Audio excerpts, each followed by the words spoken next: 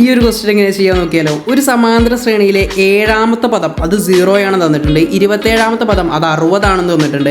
അങ്ങനെയാണെങ്കിൽ 17ാമത്തെ പദം എങ്ങനെയാണ് കണ്ടുപിടിക്കുക? നിങ്ങൾക്ക് ഇക്വേഷൻ ആയിട്ട് ചെയ്യാം. എളുപ്പമായിട്ട് പണി ഞാൻ പറഞ്ഞുതരാം.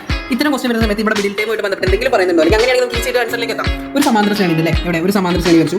ഏഴാമത്തെ പദം തന്നിട്ടുണ്ട്. അതുപോലെ തന്നെ 27ാമത്തെ പദം അത് അവസാനമാണെന്ന് വിചാരിക്കും. 27ാമത്തെ പദം തന്നിട്ടുണ്ട്. 17ാമത്തെ പദം തന്നിട്ടുണ്ട്. 7ാമത്തെ പദം എന്താ 0 ആണ്. 27ാമത്തെ പദം എന്താ 60 ആണ്. ഞാൻ ചോദിക്കട്ടെ, ഈ 17 എന്ന് പറയുന്നത് 7ന്റെ 27 നടക്കില്ലല്ലേ, മിഡിൽ ടൈം അല്ലേ? ഇവിടെ 10 ആള് മിഡിൽ ടൈം അല്ലേ? അങ്ങനെ സിമ്പിൾ ആണ്.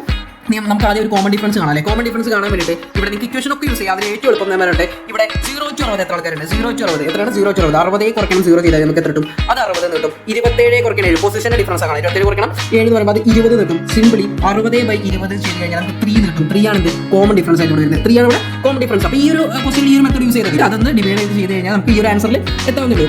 കോമൺ ഡിഫറൻസ് എന്ന് പറയുന്നത് 3 ആണ്. ഇനി നിങ്ങൾക്ക് ഇവിടെ നോക്ക്, ഇവിടെ എത്ര ഗ്യാപ്പുണ്ട്? അതായത് 7ാമത്തെ ടൈം എന്ന് പറയുന്നത് അത് 0 ആണ്. 0യിൽ നിന്ന് 17ാമത്തെ ടൈമിലേക്ക് 3 കൂട്ടി എത്ര പോകണം? 10 തവണ പോകണം. അങ്ങനെ ആണെങ്കിൽ 17ാമത്തെ ടൈം കിട്ടും. ആ 10 തവണ കൂട്ടി പോയി കഴിഞ്ഞാൽ എത്ര ആൻസർ കിട്ടാം? ഈ 3 × 10 ചെയ്താൽ മതി. എന്ത് ചെയ്താൽ മതി? 3 × 10 ചെയ്താൽ മതി. 3 × 10 ചെയ്താൽ മതി. എന്താണ്? 30 ആണ് ആൻസർ വരുന്നത്. എന്താണ്?